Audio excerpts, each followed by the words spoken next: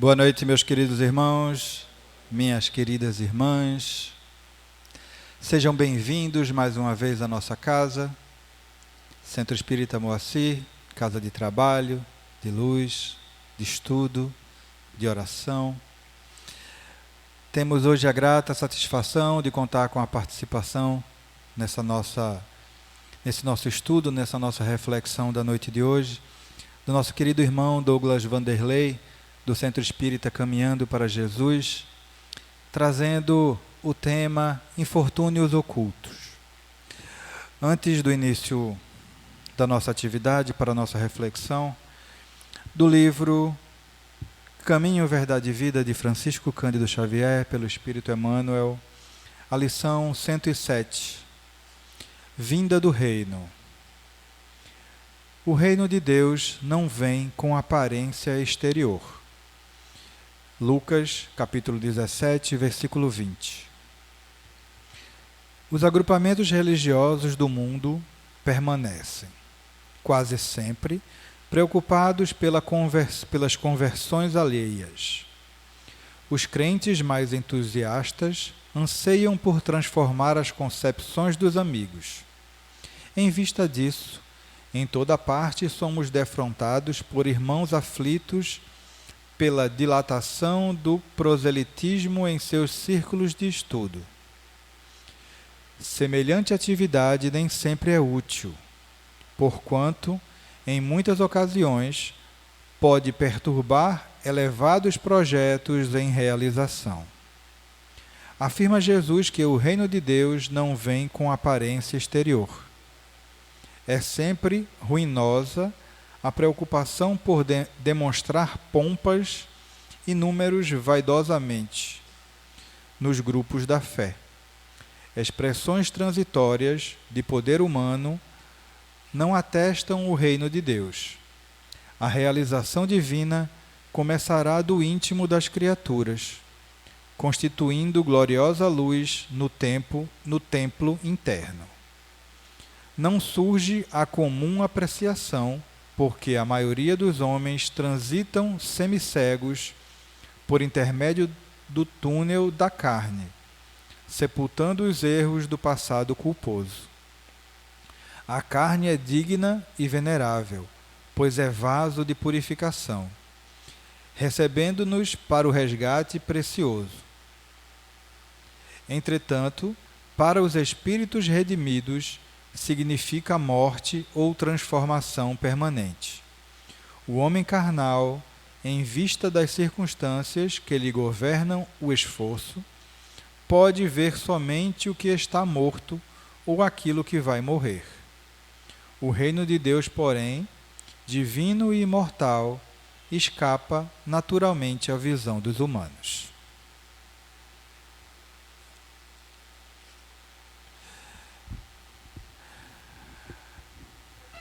Vamos agora para a nossa prece, para o início da nossa atividade da noite. Elevemos o nosso pensamento ao alto e vibremos. Querido Mestre Jesus, querido mentor e irmão Moacir, agradecidos estamos por mais uma vez abrires as portas de tua casa para nós, para aqui vir beber dessa fonte inesgotável e viva que é o Evangelho do Cristo. Que o que aqui hoje será ministrado possa permear os nossos corações, dilatar o nosso conhecimento e fortalecer a nossa fé. Que possamos utilizar os ensinamentos aqui ministrados para a nossa melhora moral e para o auxílio aos nossos irmãos mais necessitados. Aproveitando esse momento de reunião em que aqui estamos, vibrando no bem, pensando no Cristo, rogamos ao Pai e aos amigos celestes o auxílio para os nossos irmãos que se encontram em situação difícil nesse momento, devido às diversas queimadas que acontecem no nosso país. Alguns arriscados a perder suas vidas e as suas casas. Que o socorro, que o auxílio material e espiritual possa chegar a todos eles.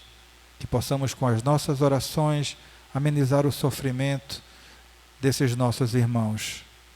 Que Deus nos abençoe, que a espiritualidade maior, que os nossos irmãos espirituais auxiliem o nosso irmão que fará uso da palavra. Que assim seja. Deus nos abençoe, meus queridos. Damos assim por iniciada mais uma atividade na noite de hoje, com a permissão da espiritualidade maior. Meu querido irmão, pode ficar à vontade. Boa noite a todas, boa noite a todos. Bom, o tema do nosso encontro, dessa conversa de hoje, vai ser os infortúnios ocultos. E quando eu cheguei, vi que tem uma mensagem ali na entrada, com o título Ainda Fraternidade. Tem muito a ver com os infortúnios ocultos. E pincelei uma parte de um alerta que a nossa Joana de Ângeles faz para todos nós. Ela diz: fala-se, discute-se, programa-se, encena-se muito a convivência fraterna, mas se produzem poucos esforços para concretizá-la. Isso é a mais pura verdade. Ainda continuamos ainda fazendo poucos esforços para concretizar essa fraternidade. Todos nós tomamos conhecimento das grandes calamidades que ocorrem em qualquer parte da terra. Sejam incêndios, alagamentos, deslizamentos, cheias, como nosso irmão falou, os incêndios que estão ocorrendo no nosso país, todos nós estamos tomando conhecimento. Atualmente, recursos satelitais e computacionais auxiliam na previsão e monitoramento das catástrofes climáticas, mas não podemos ainda evitá-las, nem aos seus efeitos. As queimadas, via de regra, são consequências, a maioria delas são queimadas feitas pelo próprio homem, a maioria. Alguns anos atrás, cerca de 30 anos atrás, 35 anos atrás, eu trabalhei no Pantanal Mato Grossense.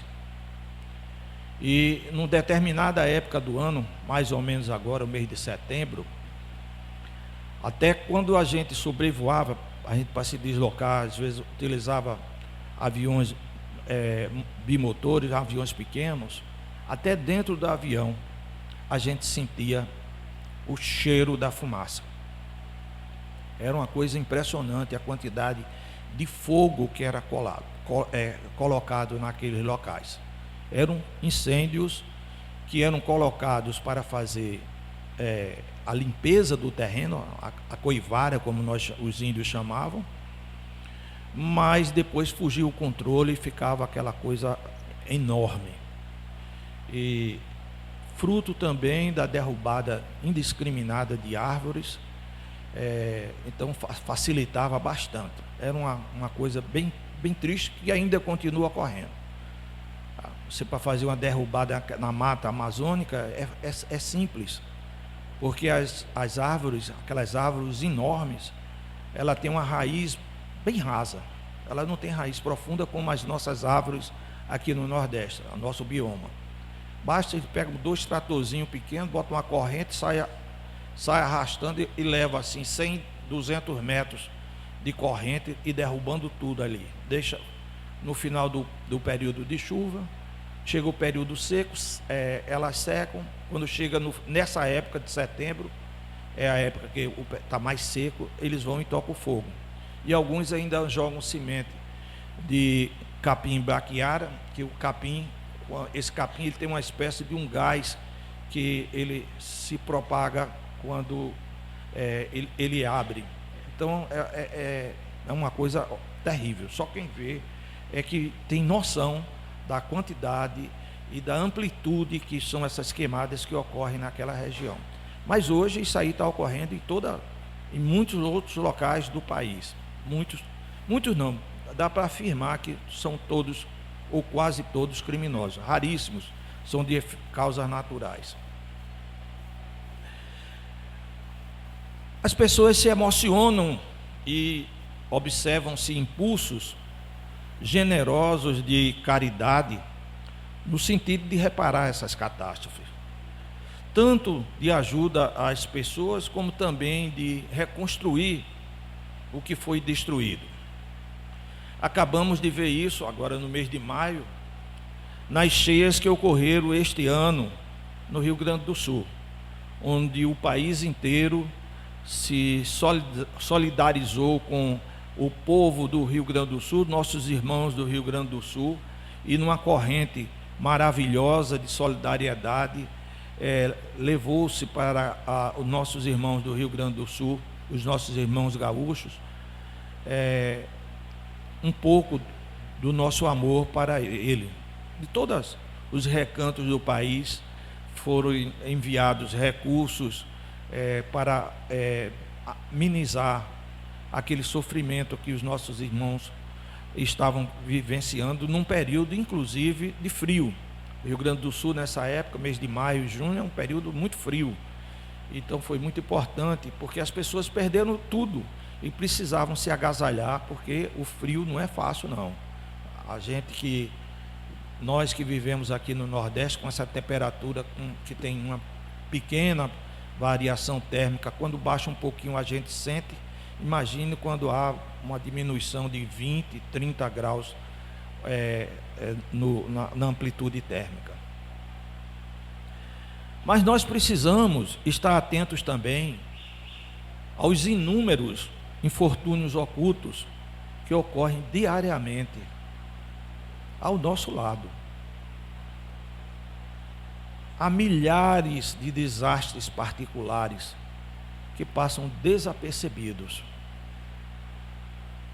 O dos que se deitam sobre uma cama pequena e miserável, quando tem essa cama, sem se queixar, porque muitos não têm sequer essa camazinha pequena e miserável. Muitos dormem na rua, utilizando como cama papelão. Muita gente. E podemos, cada um de nós, colaborar para amenizar essas dores e sofrimentos que são invisíveis para muita gente. Infelizmente, essas dores e esses sofrimentos são invisíveis para muita gente mesmo. Mas essa colaboração que nós podemos fazer, ela deverá ser sempre silenciosa. Sempre silenciosa. Aí vem, para fazer o bem, é necessário que o necessitado nos procure, que nos peça, que nos chegue para nós pedindo ajuda. Não. Se queremos praticar a verdadeira caridade, devemos socorrer nosso irmão em aflição, sem esperar que ele se humilhe vindo até nós pedir ajuda. Esses infortúnios discretos e ocultos são os que a verdadeira generosidade sabe descobrir, sem esperar que peçam assistência e que necessitem da nossa colaboração fraterna. Essa verdadeira generosidade que nós precisamos levar a esses irmãos, porque eles necessitam da nossa colaboração, necessitam do nosso amparo, da nossa ajuda. E quais são então as principais características da caridade? Porque isso é caridade, isso é amor ao próximo. A humildade, que nos leva a fazer o bem, a espontaneidade e fazer isso de uma forma espontânea, a discrição, ser discreto, não ficar alardeando aquilo que está fazendo, o desinteresse, não ter nada por trás daquilo que você está fazendo, e o amor ao próximo, esse amor que é tão importante nós desenvolvermos em nós para melhorarmos, para crescermos mais espiritualmente. Devemos então divulgar os atos de caridade que praticamos? Não. Jesus nos ensinou a dar com a mão esquerda, de modo que a mão direita não venha saber o que foi dado. Todos nós conhecemos essa parábola belíssima do nosso mestre. Em outras palavras, nós devemos fazer a caridade sem ostentação.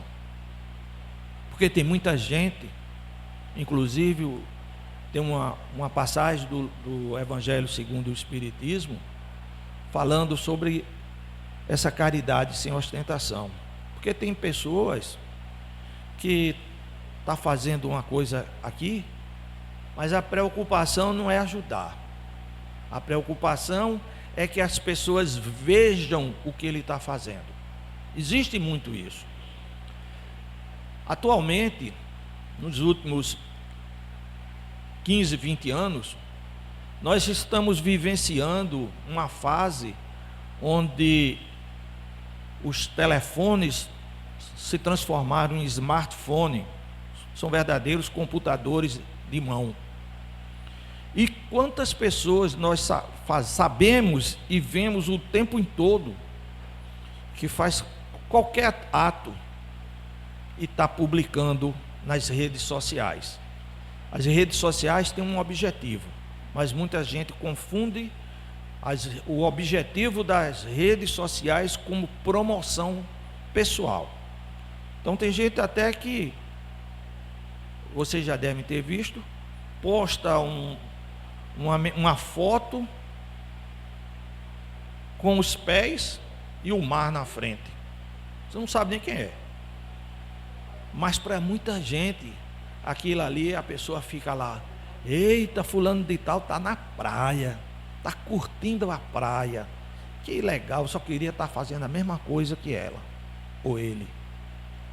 Isso aí levando a situações constrangedoras às vezes, porque aquela pessoa não pode estar ali e começa a criar dentro de si um sentimento horrível, que é o sentimento de inveja, atraindo inclusive para aquele que está fazendo aquelas postagens sentimentos nocivos que aquelas pessoas podem estar nutrindo em relação a ela. A prática da verdadeira caridade dispensa a identificação tanto do benfeitor como também do favorecido. Não há necessidade de estar sendo divulgado, de estar sendo alardeado quem foi que fez aquele benefício, aquela ajuda, nem tampouco quem recebeu, que aquela pessoa pode também se sentir até mesmo humilhada por você estar fazendo aquilo. E no Evangelho segundo o Espiritismo, nesse capítulo 13, tem essa passagem que eu vou transcrever para vocês. Quem é essa mulher de ar distinto, de trajes tão simples, embora bem cuidado, e que traz em sua companhia uma mocinha tão modestamente vestida? Entra numa casa de sórdida aparência, onde sem dúvida é conhecida, pois que à entrada a saúdam respeitosamente. Aonde vai ela?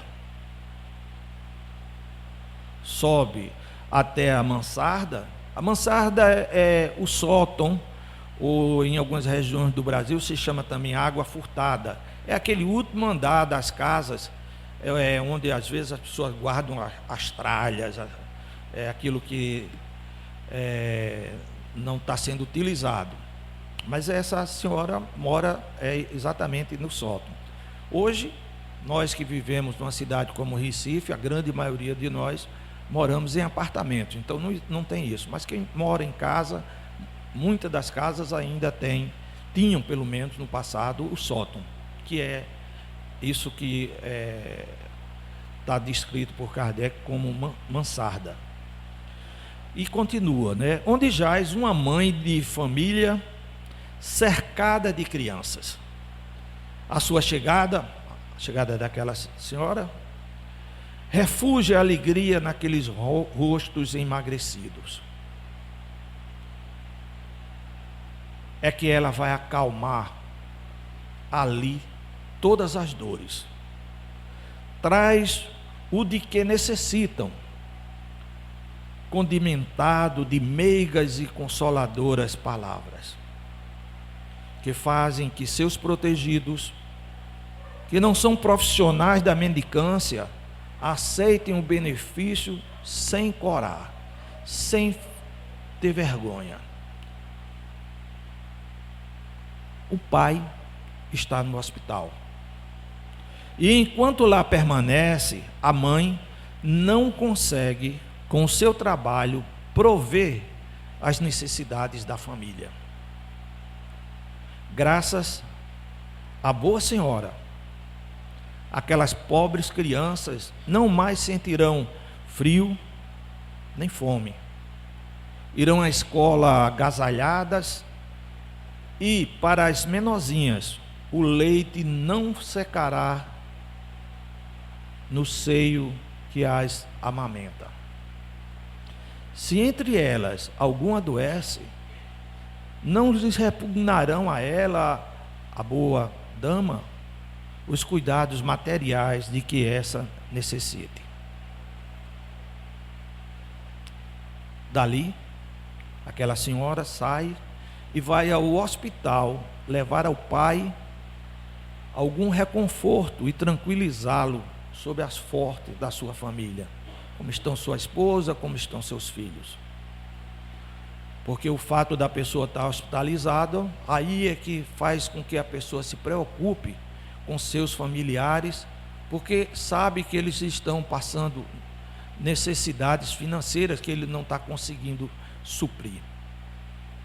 No canto da rua, uma carruagem à espera. Nos dias de hoje seria um carro, né? Verdadeiro armazém de tudo, o que destina aos seus protegidos, que todos lhes recebem sucessivamente a visita. Ela daquela casa vai a outra casa, vai para várias casas de pessoas que necessitam, levando o seu conforto àquelas que necessitam daquela ajuda material. A nenhuma delas não lhes pergunta qual a crença que professam, nem quais suas opiniões, pois considera como seus irmãos e filhos de Deus todos os homens. Você é isso, você é aquilo, você pensa o quê? Não. Ela vê aquelas pessoas que estão ali necessitadas, a cada uma delas ela vai levar aquilo que ela necessita momentaneamente para superar as suas dificuldades. Terminado o seu giro, diz para si, para consigo: comecei bem o meu dia. Qual o seu nome? Onde mora? Ninguém o sabe. Para os infelizes é um nome que nada indica, mas é o anjo da consolação. À noite, um concerto de bênçãos se eleva em seu favor ao Pai Celestial, sejam eles católicos, judeus, protestantes, todos a bendizem, indiferente da religião que professa e da crença que possua. Mas por que ela vai para aquele ambiente com tão singelo traje, tão simples? Por que ela vai tão simples para aqueles ambientes? para não insultar a miséria com seu luxo, porque ela vive no luxo, mas ela compreende a necessidade do outro, e para não humilhar aqueles a quem ela vai levar ajuda, ela vai vestida bem simples, para não afetar aqueles que estão tão necessitados.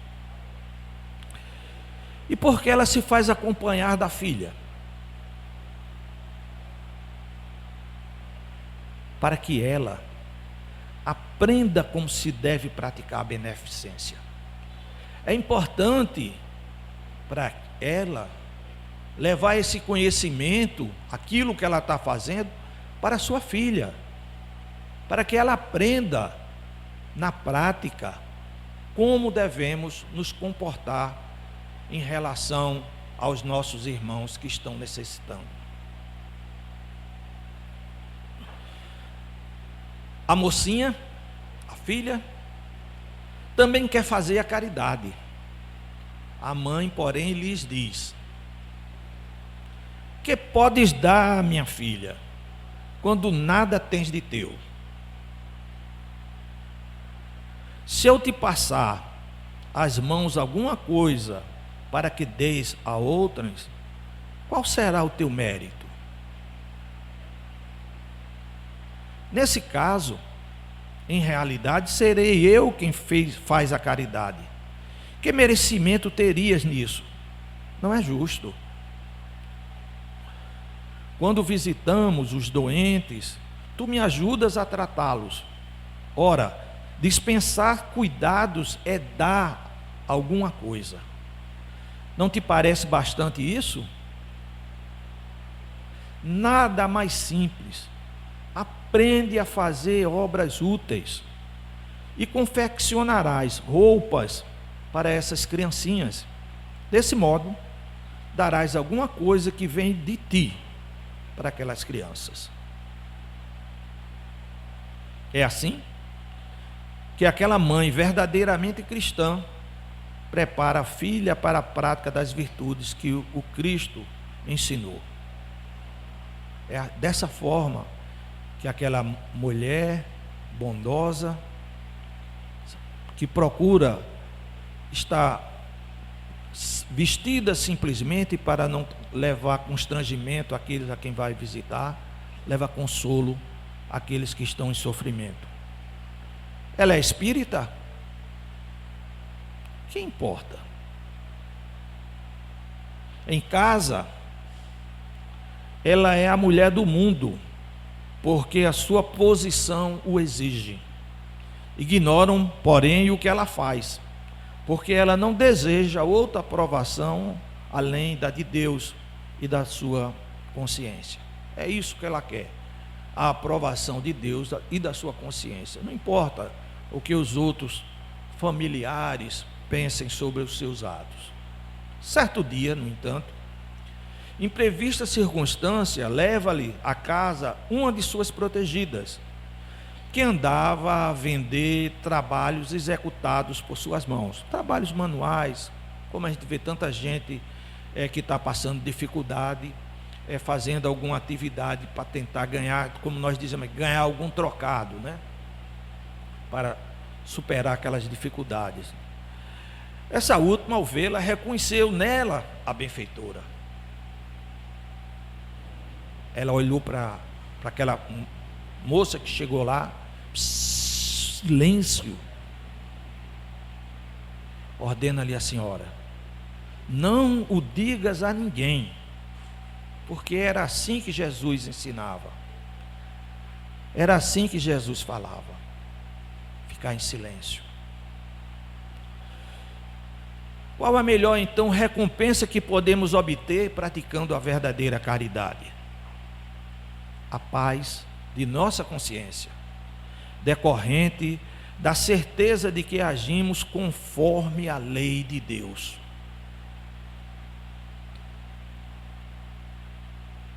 Amai a Deus sobre todas as coisas, e ao vosso irmão como a vós mesmo. Foi assim que Jesus resumiu todo o seu ensinamento na terra: amar a Deus sobre todas as coisas e ao vosso irmão como a vós mesmo. Quer dizer, eu preciso amar a Deus, mas para amar a Deus eu preciso amar ao meu irmão. E para amar o meu irmão eu preciso de quê? Aprender a me amar. Porque a gente só vai conseguir amar ao nosso próximo se nós aprendermos a amarmos a nós mesmos. Nós precisamos aprender que nós somos filhos em desenvolvimento espiritual, que nós erramos e precisamos aprender a nos perdoar também. Quando nós aprendermos a nos perdoar, a nos amar, nós iniciaremos então o processo de amar o nosso irmão. E quando adquirirmos essa coisa tão maravilhosa de amar ao nosso irmão, eu pelo menos eu tenho certeza que ainda vou ter algumas encarnações para isso. Aí sim nós iremos amar a Deus e chegarmos ao alto do desenvolvimento espiritual.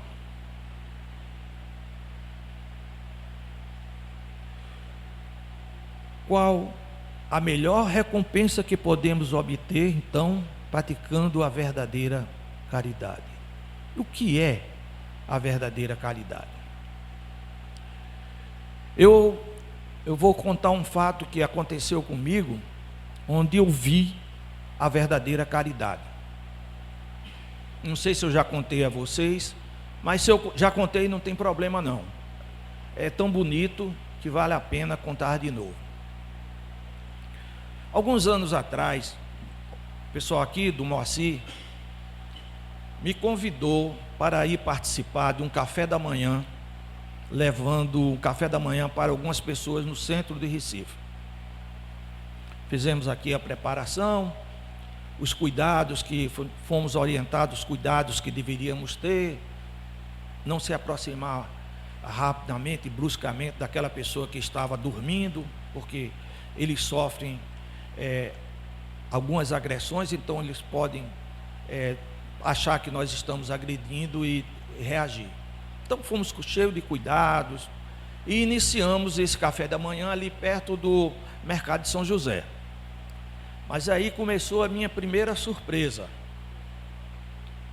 Aqueles a quem nós levávamos o café, um pão, café, leite, um suco, eles não só aceitavam e tomavam, mas eles não pediam um segundo. Eles se preocupavam com outros. Vamos ali, que ali tem uma outra pessoa que também está com fome, que não comeu. Aí ia lá, chamava, eles mesmos chamavam, a gente ia junto, ele chamava, aí era dado o café da manhã para ele, aquele lanche. Foi a minha primeira surpresa.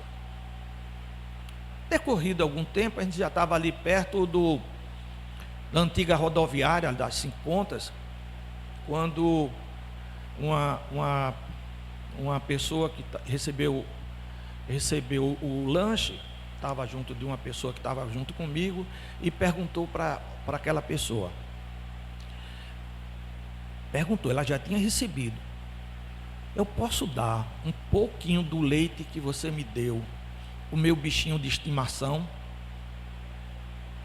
Ela disse: pode. Aí ela abriu uma caixa de sapato que estava furada ali dentro. O bichinho de estimação dela era um rato, esse rato de esgoto, aquele rato feio, gabiru, mas era o animalzinho de estimação que ela tinha. E ela, com muito carinho, deu aquele leite para aquele rato. Essa foi a minha segunda grande surpresa em relação a esse trabalho. Mas continuamos. Foi um trabalho belíssimo. Fomos até um determinado ponto, e no final a gente estava ali junto ali onde era o cinema moderno. não sei se vocês lembram ali, eu não sei o que é agora, junto do restaurante Leite. A gente entrou ali e eu estava num momento com o último pão e o último copo, a última quantidade de leite para dar para uma pessoa. E quando eu vi uma moça, uma mulher, visivelmente ela tinha passado a noite se prostituindo, e eu, com a minha ignorância, disse: vou dar também para que essa moça, que ela deve também estar com fome. Ela passou a noite trabalhando, se prostituindo, então também deve estar com fome. Mas eu tive esse sentimento, vou dizer, um sentimento ruim. E cheguei para ela e ofereci: olhe, pega aqui um sanduíche, um copo de leite. Ela olhou para mim e disse: ô meu filho, dei para aquele homem que está ali. Eu tenho meu corpo ainda para vender e ele não tem nada. Ela estava com fome, visivelmente ela estava com fome, mas ela disse: eu tenho meu corpo para vender, aquele ali não tem nada. Essa foi a maior lição que eu recebi na minha vida sobre a verdadeira caridade. Eu nunca imaginei que uma pessoa pudesse fazer um ato de tanto amor como esse. E eu cheguei fazendo mau juízo daquela moça. E ela era uma pessoa verdadeiramente caridosa. Então, a verdadeira caridade deve ter a aprovação apenas de Deus e da nossa consciência. Isso é o que nós queremos, né? As crianças brincando, é uma maravilha. Mas infelizmente, por quanto tempo nós ainda veremos cenas como essas? Todos nós vemos isso quando nós saímos à noite, às vezes até de manhã, crianças dormindo ao relento. Todos nós. Eu acho que ninguém aqui já não viu uma cena triste como essa. Todos nós espíritas, principalmente, nós sabemos que a pobreza e a riqueza fazem parte do nosso processo de crescimento espiritual, e que ou já passamos ou iremos passar por elas durante as nossas jornadas reencarnatórias, tanto da pobreza como da riqueza. Todos nós iremos passar por essas duas situações, mas pobreza não deve ser confundido com miséria, como riqueza deve ser confundido com opulência, com abusos, que é o que muitas vezes nós vemos, os extremos. Não podemos esquecer que somos todos nós somos filhos de Deus. Já pensou a dor de um pai, quando o filho olha para uma pessoa e diz: pai, eu quero morar naquele mundo. O mundo dele é outro, é um mundo de miséria. Porque existe então o primeiro, o segundo, o terceiro e até o quarto mundo.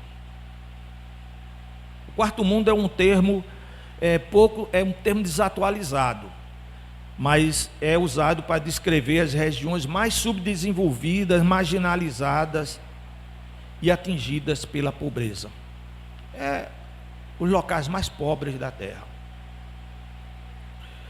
Os retirantes, essa cena aí, um desenho que eu vi na internet desse Roberval Salles. Felizmente essas cenas não ocorrem mais no nosso Brasil, felizmente. mas continuam ocorrendo em outros locais da terra, provocado por miséria, perseguições políticas e guerras.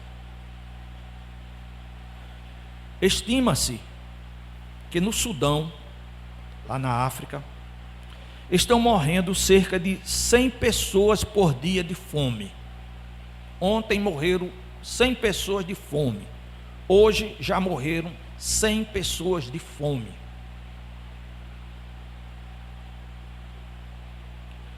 E não podemos esquecer, então, aqueles que estão fugindo do norte da África e do Oriente Médio, enfrentando as águas do Mediterrâneo, em barcos improvisados, deixando para trás tudo que conquistaram ao longo da vida, buscando apenas permanecer vivos e sendo rechaçados por muitos dos países da Europa que vivem em abundância.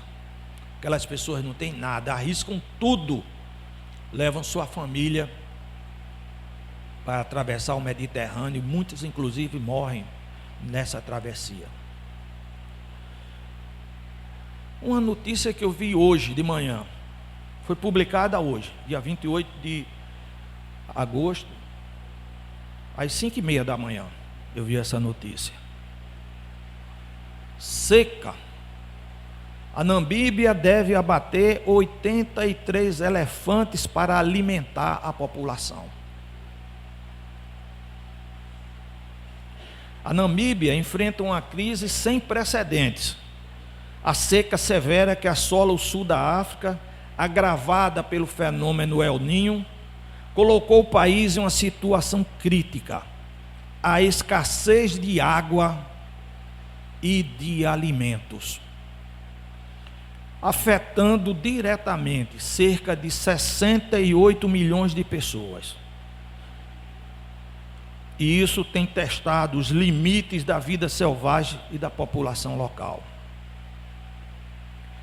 Em uma medida extrema para tentar controlar a situação, o governo namibiano autorizou o abate de 723 animais silvestres, animais selvagens.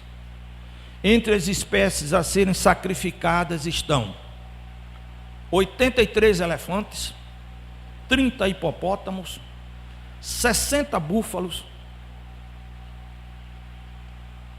50 impalas, 100 gnus azuis, 300 zebras e 100 elandes. A decisão anunciada pelo Ministério do Meio Ambiente gerou debates e controvérsia tanto no país quanto no exterior. Isso ocorreu hoje, está ocorrendo hoje. E esses são aqueles animais que vão ser sacrificados para tirar a fome daquela população. O elefante, búfalo, impala é esse aqui, os 100 gnus azuis,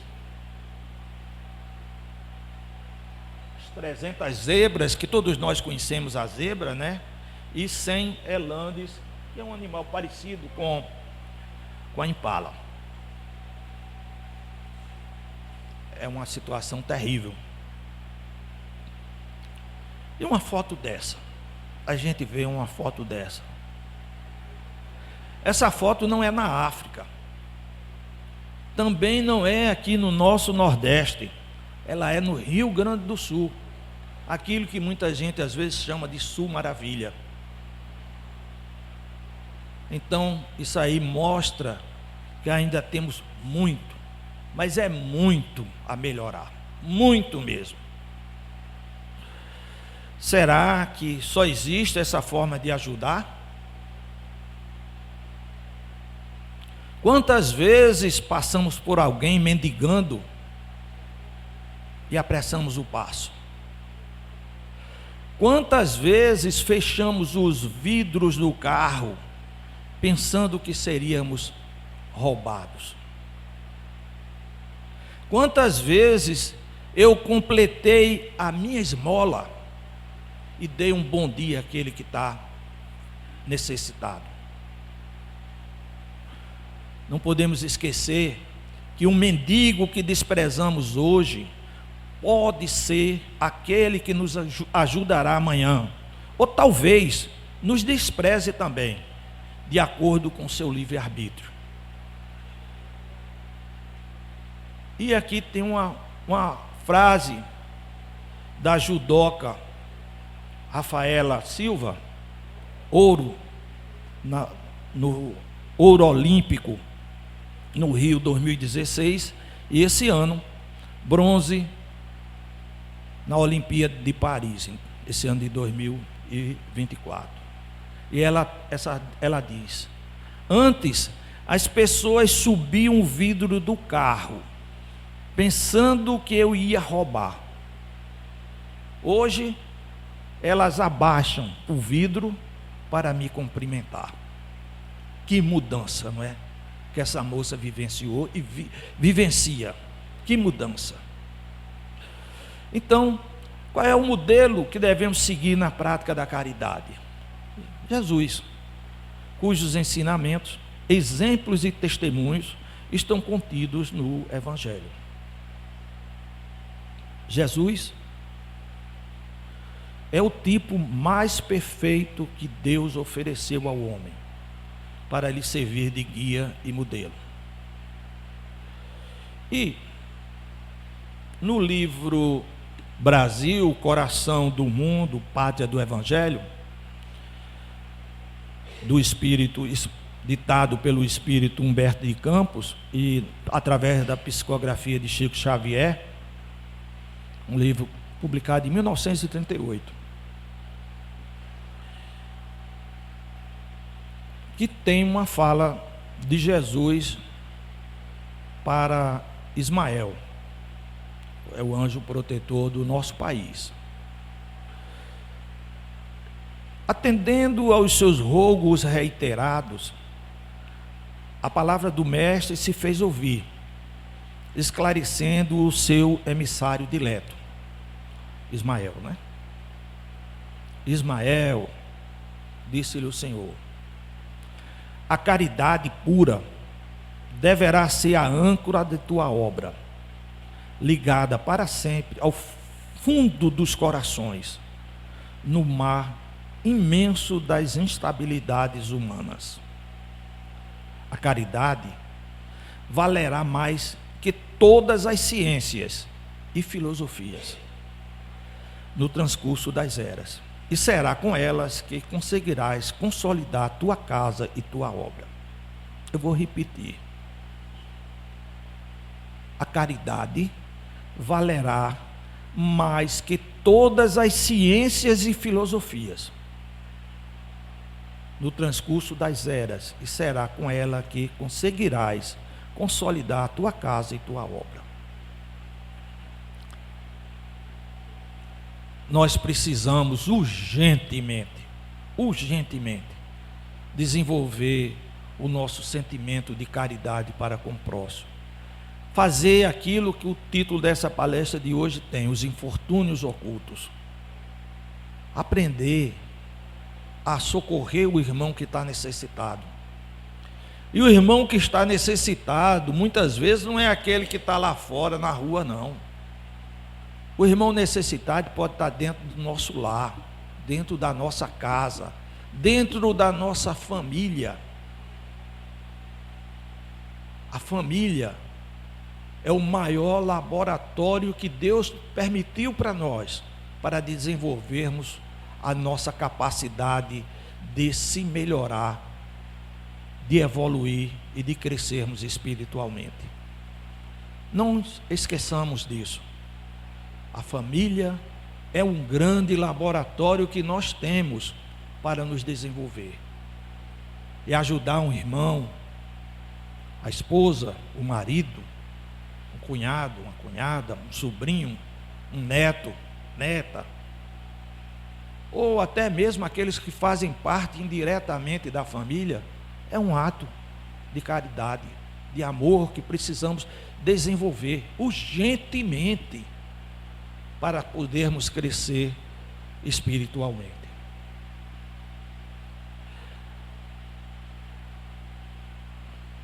Nossa energia, nossa capacidade de amar, pode ajudar a quem esteja necessitando. Você vê uma pessoa sem energia, vê um outro cheio de energias,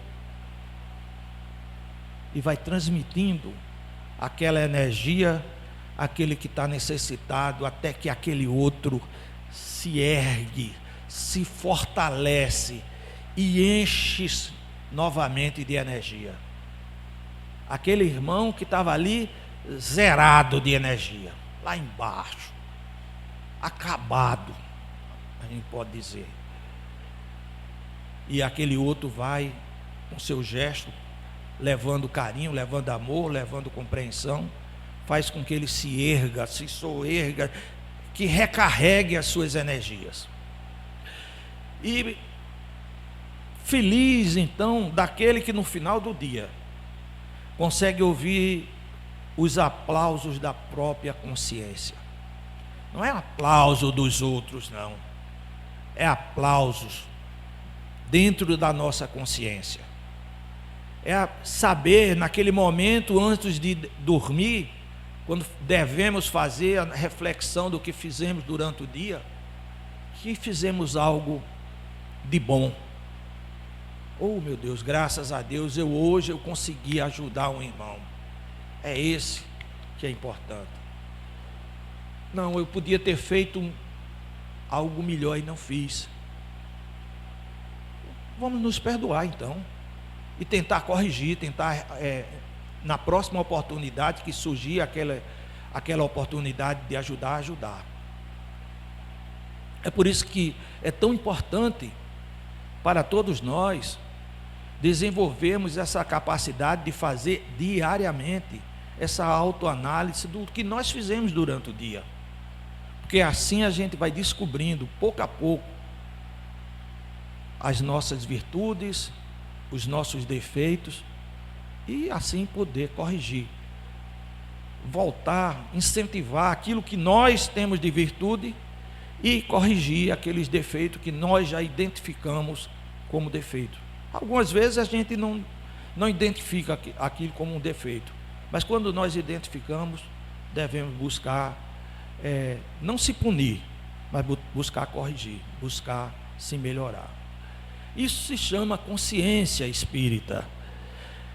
E se nós aplicarmos o homem e o espiritismo, isso é importante, porque a nossa doutrina ensina e traz para cada um de nós essa consciência de melhoramento, essa necessidade de evolução espiritual, e não só do ganhar dinheiro no dia a dia, e sim a importância de nós precisamos ganhar dinheiro porque nós necessitamos das coisas materiais também, mas principalmente nos prepararmos para a nossa evolução espiritual, e numa próxima encarnação a gente está numa situação melhor.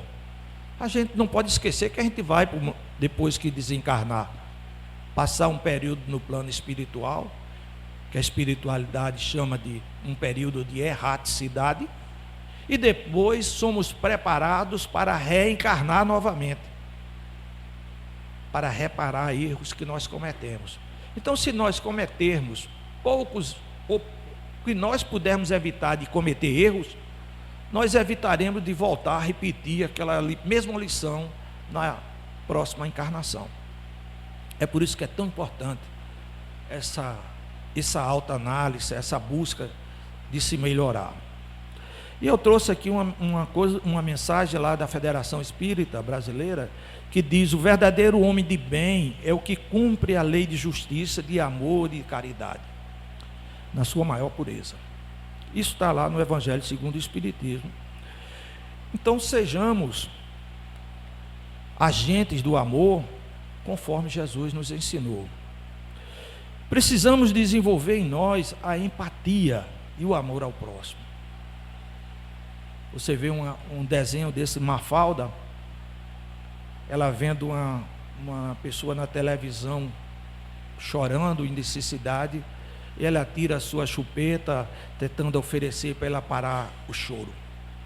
Isso é empatia. Isso é amor ao próximo.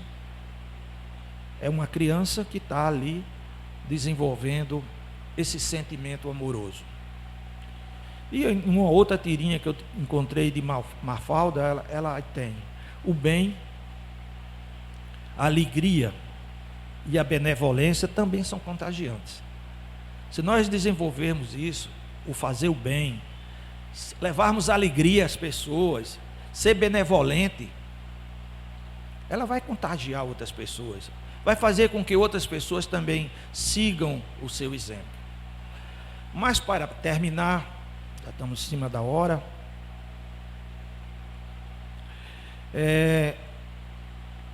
lembro que amanhã, dia 29 de agosto, é aniversário de nascimento de Dr. Bezerra de Menezes, que nasceu no dia 29 de agosto de 1831, numa pequena cidade no interior do Ceará. É um exemplo de benfeitor. É um exemplo em vida. Foi chamado de médico dos pobres. Dr. Bezerra chegou ao ponto, é citado uma das passagens da vida dele, em que chega uma pessoa agradecida por ele ter ajudado e dá um presente, acho que um relógio, uma coisa assim, acho que é um relógio. Naquela época relógio era coisa cara. Ele reluta muito em receber, mas aí o seu guia espiritual diz: receba, Bezerra, receba, ele está dando com tanto amor, receba. E ele recebeu. Pouco tempo depois chega uma pessoa extremamente necessitada, e ele estava sem dinheiro nenhum. Aí ele lembra: e o relógio que eu acabei de receber? Aí tira o relógio e dá para aquela pessoa. Meu irmão ou minha irmã, não lembro bem, pega, venda e compre aquele remédio que você está necessitando, aquilo que você está precisando comprar. Um exemplo apenas bem simples de como era o desapego do Dr. Bezerra em relação às coisas materiais. São exemplos que nós devemos seguir.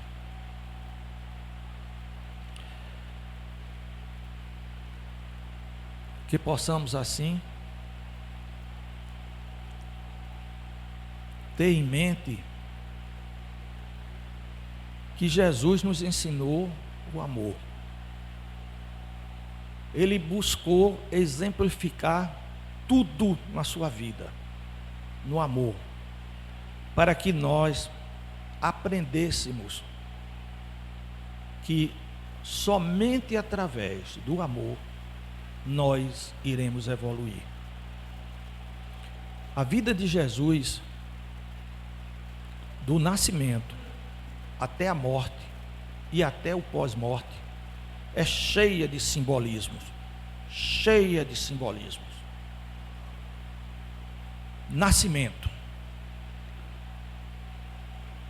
Vou dizer duas coisas do nascimento de Jesus que às vezes a gente esquece de meditar.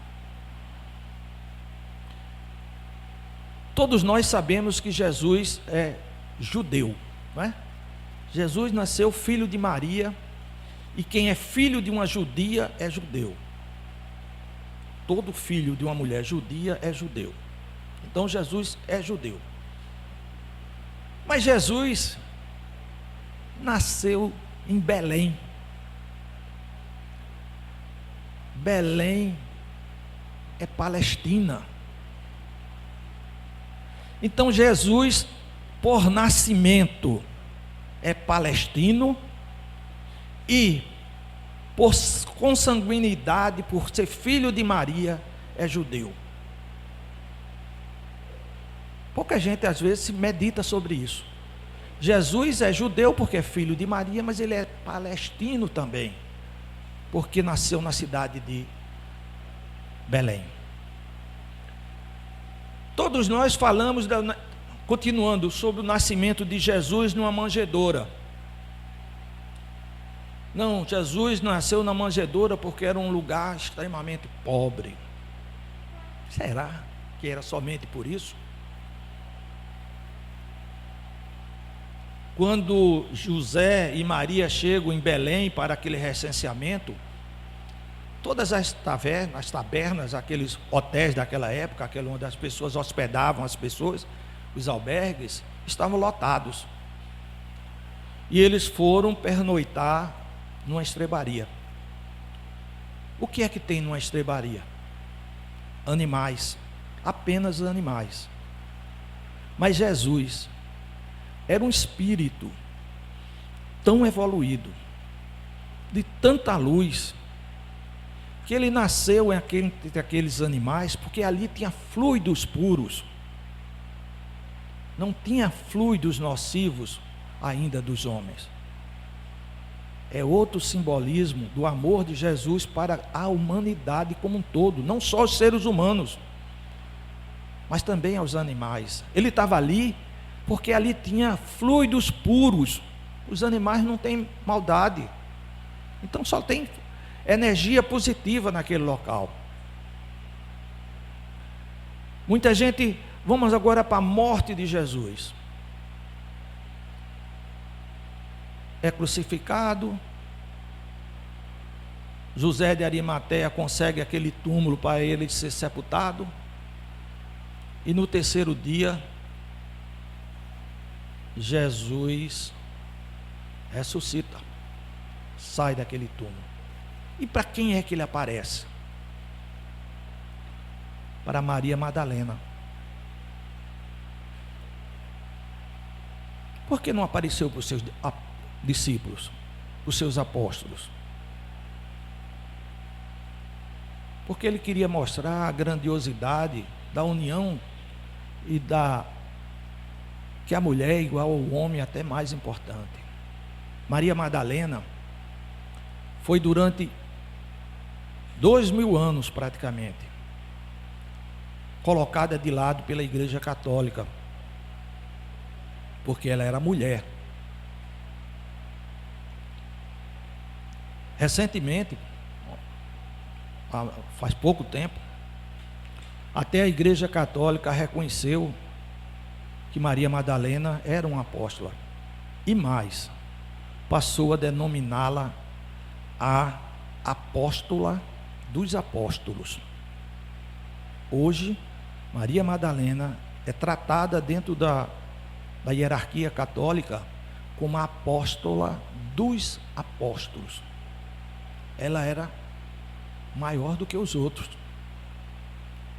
E esse fato de ser mulher, eu estou ressaltando, porque na época de Jesus, a discriminação em relação à mulher era tão grande, que a mulher sequer podia se alimentar na mesma mesa em que estava seu marido.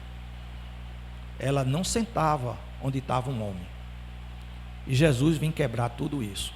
Então dei desses dois exemplos da beleza, do simbolismo de tudo que Jesus fez aqui na terra, do nascimento e da morte. Então, que a paz do nosso querido mestre e irmão Jesus esteja sempre conosco. Muita paz para todos nós, e que sejamos dignos, de ser chamados de cristão e levar esse amor que Jesus nos ensina àqueles que fazem parte da nossa vida, do nosso convívio, das nossas relações sociais. Muita paz para todos nós.